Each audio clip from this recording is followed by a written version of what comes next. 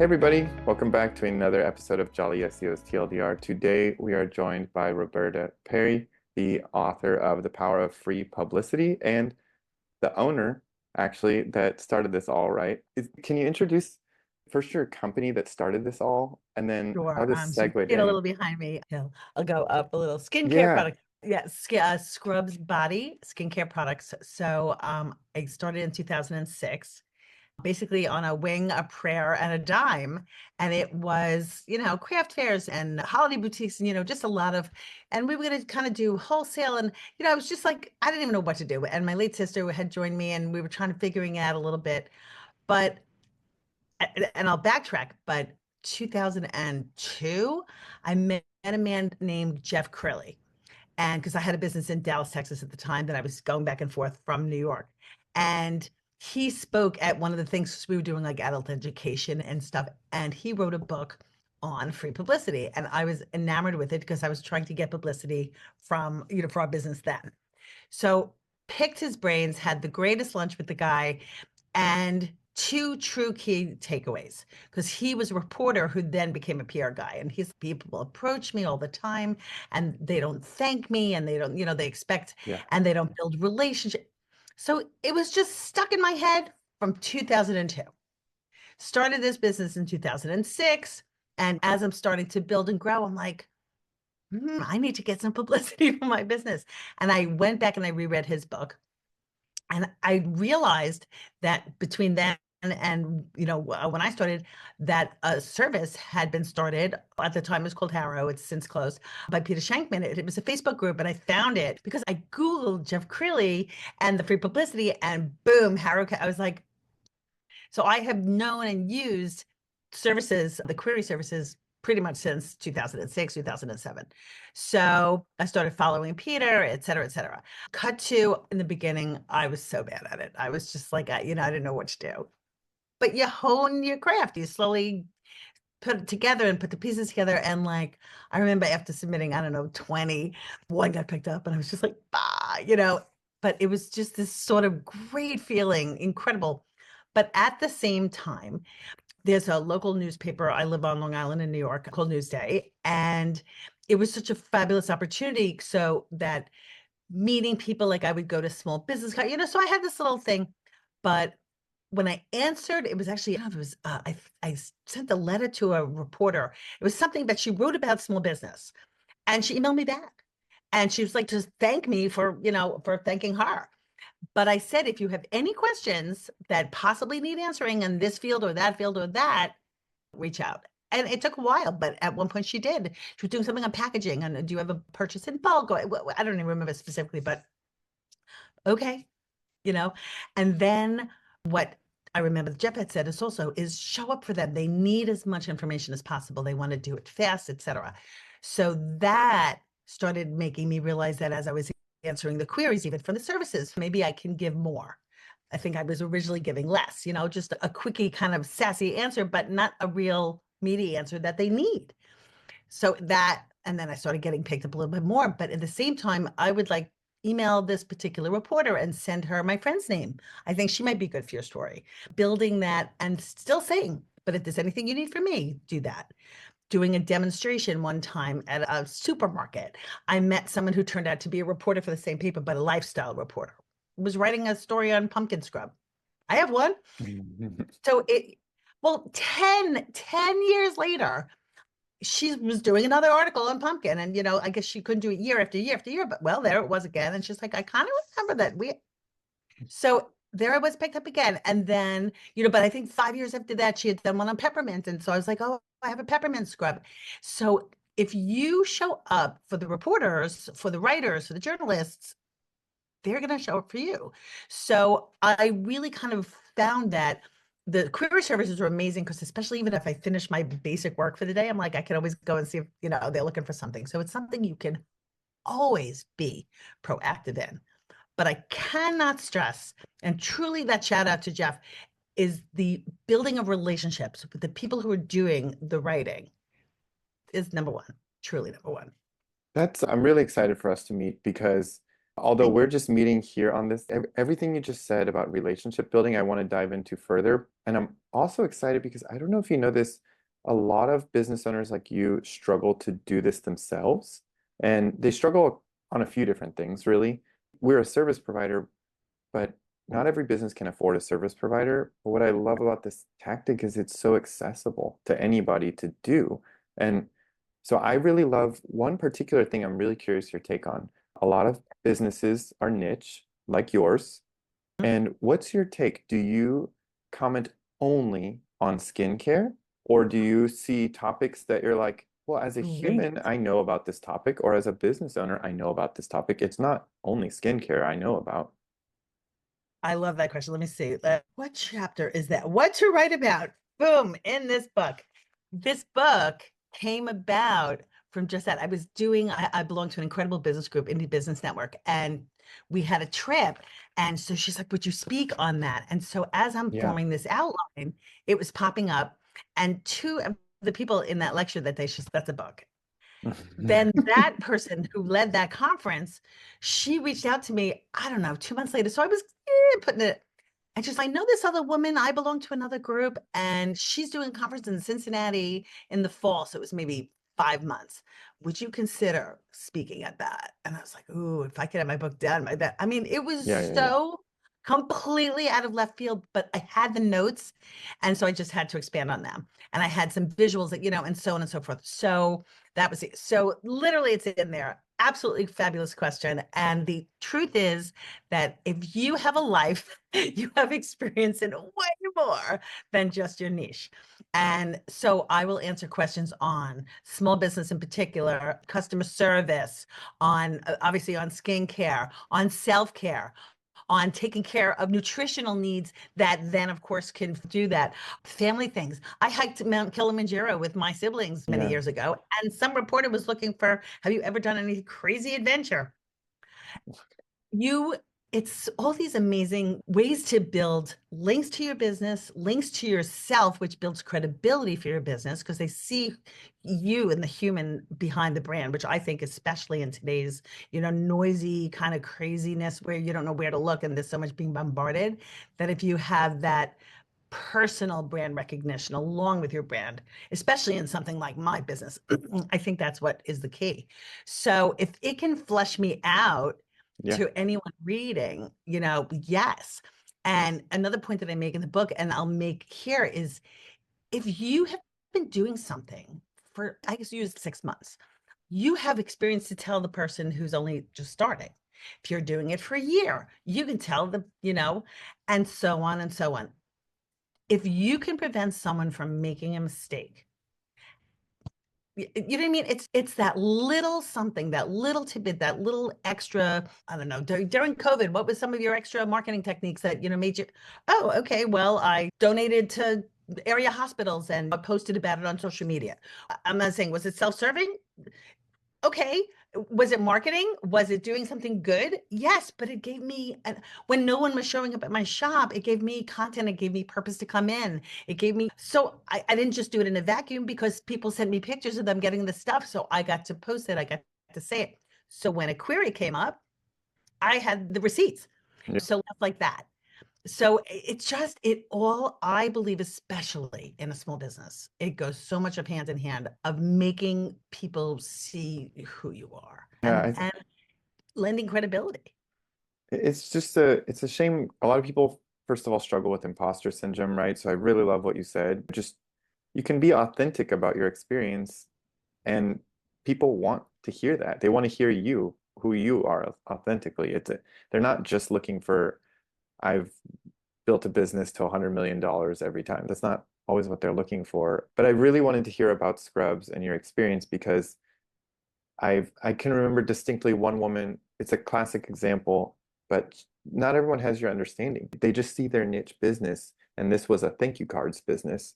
And she said, I can't find any opportunities. And then as soon as we connected for 5 minutes, she was like, ah, now I see all the opportunities because as you said, if you've been alive, you have a lot more to offer than just that Exactly. one thing. What about, there's real power in your message in your book. I only have one brief chapter on this in my course, but I think what you're doing is more powerful than people understand, where you're trying to build a relationship. And so, as an example, right before we hit record, you told me you sent a physical letter thanking someone, but we're in the SEO space. People are so used to this being transactional that they forget that these are real humans on the other end. So, can you, I don't know if this, you said someone helped you understand this, but can you kind of walk us through what you do today or some things you've done in the past that have been successful, your advice for people to, and also, I think people need to hear this, what's come about as a result of being a decent person to other people? Yes. So I know I have a lot of those stories. Obviously, digital, and the truth is, some reporters, because they're on to the next thing, they might forget to tell you that they included you. Of course. Once every 2, 3 weeks, even once a month, I will Google my name with my business name. And if I remember specifically what the query is, I might put that in there. But usually it's my name and my business name, which is enough. Yeah. And then I will just compare, because I have an in the news page on my website, which is another great thing for SEO because it's got lists of outbound links. And so I'll search and see, oh, wait, did I put that one in? Oh, that must be a new one. And invariably I find cool extra. If I see it, I'll shoot an email to the person, even if it's 2, 3 months later. Oh, I just saw this, blah, blah, blah. You might have got busy. So it's just, I guess I can't stress how I feel like it's almost like this constant loop that just continually finds its way back. Because if you keep putting, or tentacles, I guess, if you keep putting feelers out, if you keep throwing stuff against the wall, if you keep on keeping on, you've just it's like building blocks and stepping stones, and it's just this constant, oh right, oh, that person. So just to give you a perfect example is that I had answered a query, oh God, I'm trying to think what year it was, 2014 maybe, and it was the producer of, at the time, the Dr. Oz show, and they were looking for someone if they ever did anything with tea bags. Long story short, I got to be on a segment on the Dr. Oz show that using tea bags for a quick facial kind of thing, right? So I must have thanked, and the producer, I had brought her a gift of the scrub. Well, year later, I don't know, 9 months later, they had something. Do you cook with onion and garlic? I need someone quick. The person, okay, well, I do cook with onion. And there Yes, you was do. completely nothing, completely not related to skincare. But there I am on the Dr. Oz show again, talking about how garlic and onion is going to affect my gut. It was really funny. Well, I don't know if she knew someone who worked for a company who produced, or still produces, Ryan Serhant, who it was a show on Bravo Yes. called Yeah. No List. Okay, so that company, something World of Wonder, I think it is, the production company. So she knew someone who they were looking for businesses because Ryan had written a book, and they gave him his own show for a little while called Sell It Like Serhant. Well, I responded and I answered. I was like, okay, I was just give me their name. So that was an email. That wasn't a query, but it was through that original query. Well, don't you know, we were a finale episode on that very short-lived series that they came and filmed at my store in December of 17. It aired Wow, in you June were of, on Sell It Like Serhant? so I was on Sell It Like Serhant. Yep. It's the 8th episode. It's called Sell It, excuse me, Poor, Pore, Poor Sales. Yeah, yeah, yeah. And so it was like, so of course that specifically wasn't directly from, but it kind of was. Yeah. So it was just maintaining a relationship. So talk about cred. Well, the funniest thing is they didn't repeat his contract for that. So it kind of went by the wayside. But 2 years later, they showed it in the Netherlands, like maybe during COVID, I think it was. But I get a direct message on Instagram from someone named Jasmine, who to this day now is one of my dear friends. When I happened to be in the Netherlands 2 years after that, we visited her, me and my mom. I mean, it's hysterical. June, I guess it was last June, maybe earlier. Ryan, they gave a new show on Netflix called Owning Manhattan, something like that. But anyway, my manager calls me and she says, I just got like 3 phone calls that they reshowed all of the episodes on Bravo. Oh, And now you wow. can find it on Peacock. I was like, oh my God. So all these years later, that it was like, I mean, who knows if I'll ever get another big bump? I probably won't, but it's out there now. It's Yeah. evergreen, and it was like all of that from that first query of, sure, I could do a steam tea facial. I've done them many times.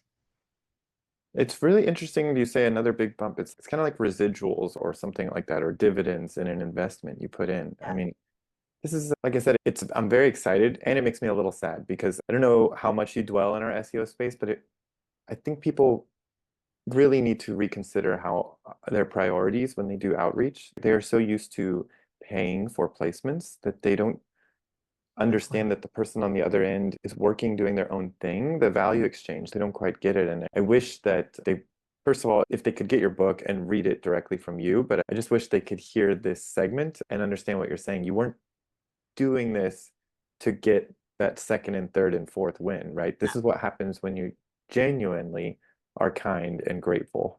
And I that's hard to teach in a Well, 10-minute that's my podcast. favorite word. I swear, grateful. Yeah. I could give you, I lost my sister 8 years ago. My best friend Wendy came and filled in for her and then wound up, I built the business enough. I was like, okay, I think I can pay you. Because my sister and I were working like, all right, we'll pay ourselves maybe. And all of a sudden it was Yeah. like, no. And so no matter how much trauma, nonsense stuff that has been thrown at me every single day, I cannot believe I have this business. I can't believe how lucky I was. I am grateful every minute of every day. So I'm so grateful and thankful that you said and touched on that, because if you love what you're doing, you know what? I think a lot of people, I know I'm spinning this here, but it'll actually make sense. I think a lot of people are nervous about doing it themselves. That imposter syndrome hits in, that, kind of thing. But if you recognize you're grateful, you're doing it well, you're doing the best you can, you do have value, if you have that confidence, it's okay. And I'm going to ruin the quote, so I won't quote it completely, but Marie Forleo. Paraphrase. We'll call it paraphrase. Exactly. Marie Forleo says basically that if you are sharing your love and your passion, what you do with people, it's not smarmy salesy. You know what Yeah. I mean? It's almost like you're doing a disservice by not sharing. And I remember, again, she said it way more eloquently than I just did. But the point is, it's okay to toot your own horn. And while you're tooting, you are also fulfilling an obligation that these writers and journalists have, because they need content to fill their spaces too. So it's this fabulous symbiotic win-win. Totally. And that was the key that I had learned, and that I do push in this. And you did it. You had sent me a link to your course, and I'm just like nodding my head, going, "Oh, it sounds like my book." It was really fun. It's If you don't make them fish, say, "Okay, this is the perfect example." I answered one today. It was uh, other things that using like food inspiration. Well, are you kidding? Cocoa lime, coconut milk, what else? Vanilla, warm vanilla, cherry almond bread. Half the scents behind me are all food based.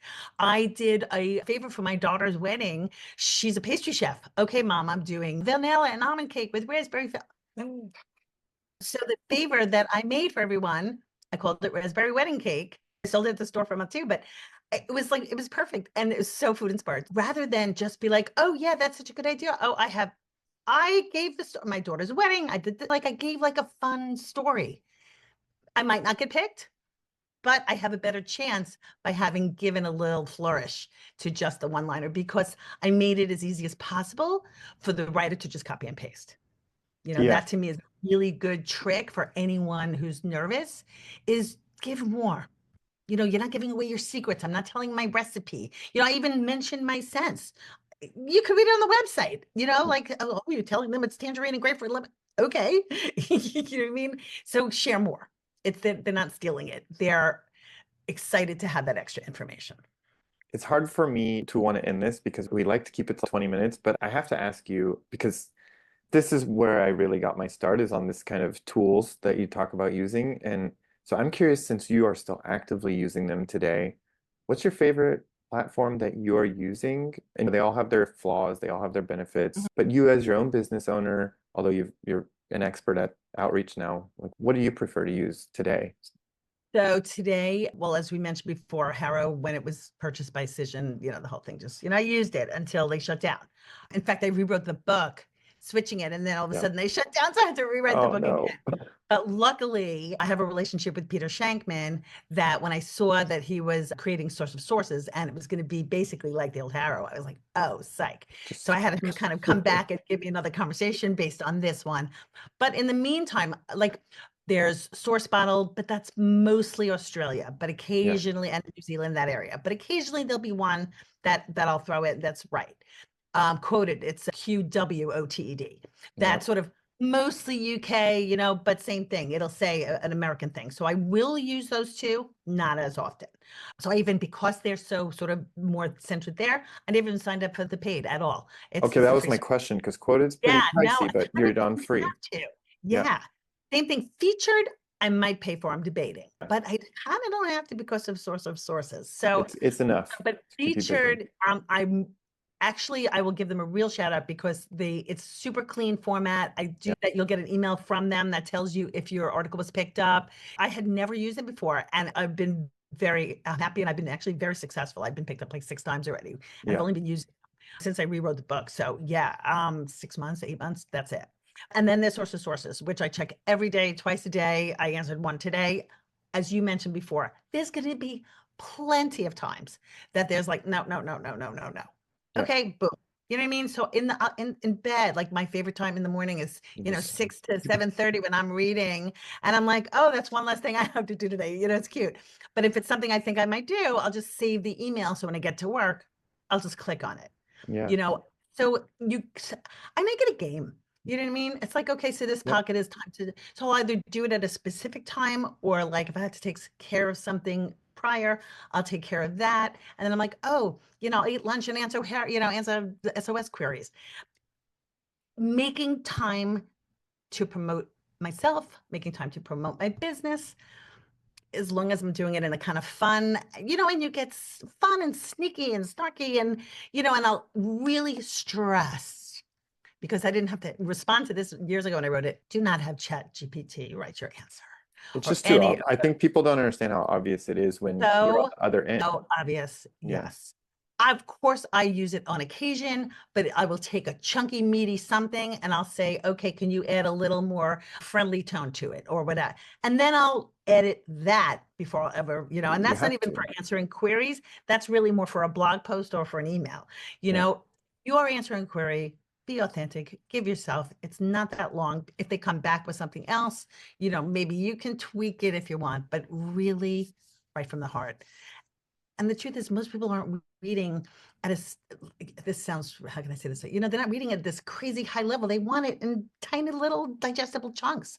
So it doesn't have to be English literature. You know what I mean? It can be just the facts, ma'am, so to speak, with a little flavor. I think friendliness, a little bit of sass, a little bit of spice, but most important, authenticity. Yeah. Hands down, going to be the way to go. Yeah. Roberto, what did I not ask? What did I forget to ask that you're like, we should have talked about this, really? That's what I love to end on. That's a great question. You touched on it earlier. That imposter syndrome was my real Achilles heel for a while. And I just finally realized that most people suffer from the same darn thing. So if everybody is sort of raising their hand and admitting to the same thing, well, then, but I can speak to this subject and I can speak to that. So, uh, okay, I'm going to be 63 and I started drum lessons at 42, cannot read Awesome. them, but I play by ear, stuff like that. I don't have to be the best at something, but I'll still, like people say, oh, you're a drummer. I'm like, no, no, no, no, I'm not a drummer. I play the drums. You mean, I rollerblade. I don't have to be the fastest. I just want to get there. So I feel like you don't have to think that you're this writer, reporter. You're just a person who's an entrepreneur, a small business person, a manager, someone who's just trying to get their message out there. Write the way you would speak to someone.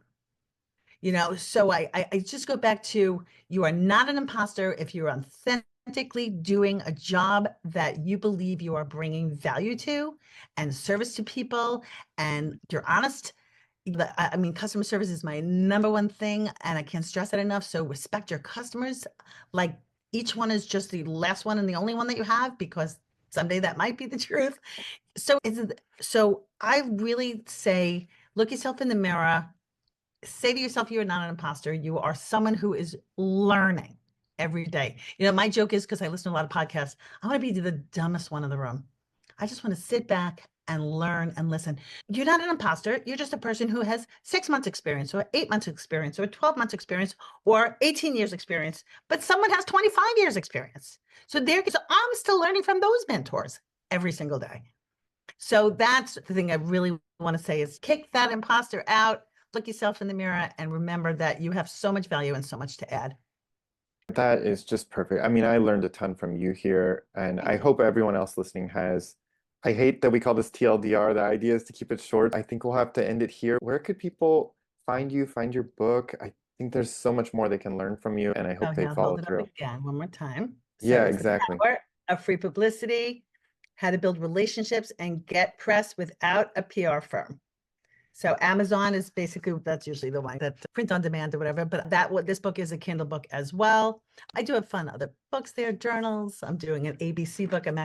This is kind of a shout out to my late sister. I'm illustrating. I did these 20 years ago. So I'm illustrating the final one for print, where Wow. the ABC books for kids to learn about adoption and things. So again, some days I'm just like working on this. That's another thing I can answer queries to. Has nothing to do with skincare, but but my name is in there, Roberta Perry, president of but she wrote a book. It doesn't matter. Like that kind of stuff. Once you get started, it just pours out of you. I think people see this and imposter syndrome might strike just seeing you because you're so confident, but that's what's exciting about it. It's like this cycle or self-fulfilling thing. I mean, you see all the opportunity. There's so much to do once you get into Most it. people are so full of soup. I say that nicely. That if you realize that and that they are just treading the same water that you are, you know what I mean? It's just so obviously the book ScrubzBody, Scrubs with a Z, ScrubzBody.com is my website. Instagram, ScrubzBody Products, Facebook, ScrubzBody, LinkedIn, ScrubzBody, YouTube. I've been doing this a while, so luckily it was available. That's awesome. So yeah, but any questions, also people reach out, ask me. I'm super happy to share. Thank you so much, Roberta. Thank you for your time today, and I hope people do follow up with you, and maybe we can do this again sometime. Love it. Thank you. Thanks, Greg.